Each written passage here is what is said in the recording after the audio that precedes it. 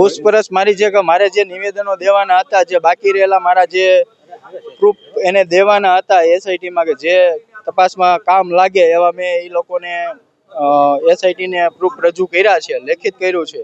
જે કઈ મારે દેવાના હતા એ બધું આપ્યું છે. હુમલા પાછળ જયરાજ જ છે ખુલીન.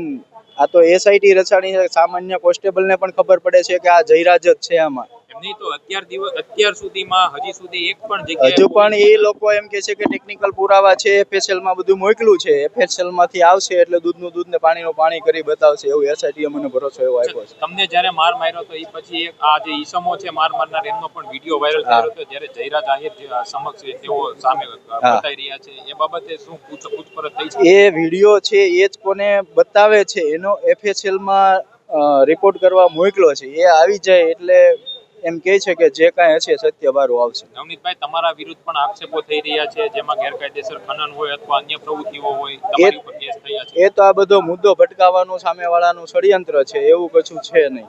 જો તમારા કોળી સમાજમાંથી 15 ધારાસભ્ય અને 3 કેન્દ્રીય મંત્રીએ તમને લઈને રજૂઆત કરી છે મુખ્યમંત્રીને, પણ હજી સુધી તમે જે કહી રહ્યા છો એ દિશામાં તો એક પણ પુરાવા જયરાજ આહિર વિરુદ્ધ છે નહીં.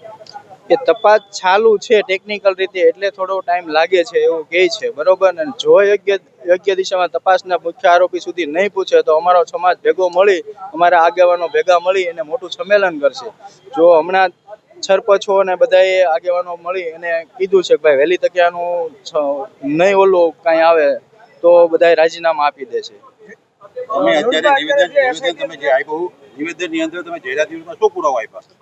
એ તો હું જાહેર ન કરી શકું, જેથી કરીને, કારણ કે જે આગળ તપાસ કરવામાં થોડીક ઓલી થાય એટલા માટે નથી જાહેર કરી શકું.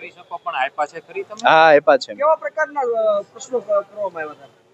પ્રશ્નો તો એ મેં જ બધું કીધું છે, મારા કહેવા મુજબ બધું લખાણું છે, જે કાંઈ પ્રૂફ દેવાના હતા મેં ત્યાં આપ્યા છે. તમને વિશ્વાસ છે તમારો જે માંગ છે પૂરી થશે? આ જે મેં લખાવ્યું છે અને જે મેં કીધું છે એ પ્રમાણે તપાસ થાય તો મુખ્ય આરોપી સુધી પહોંચવામાં મેં 15 પુરાવા આપ્યા છે. અત્યાર સુધીમાં એસઆઈટી ક્યારે તમને અહીંયા બોલાવ્યા હતા અથવા તો તમારી પાસે આવી હતી ખરી? ના, આ પહેલી વખત જ મને બોલાવવામાં આવ્યો છે.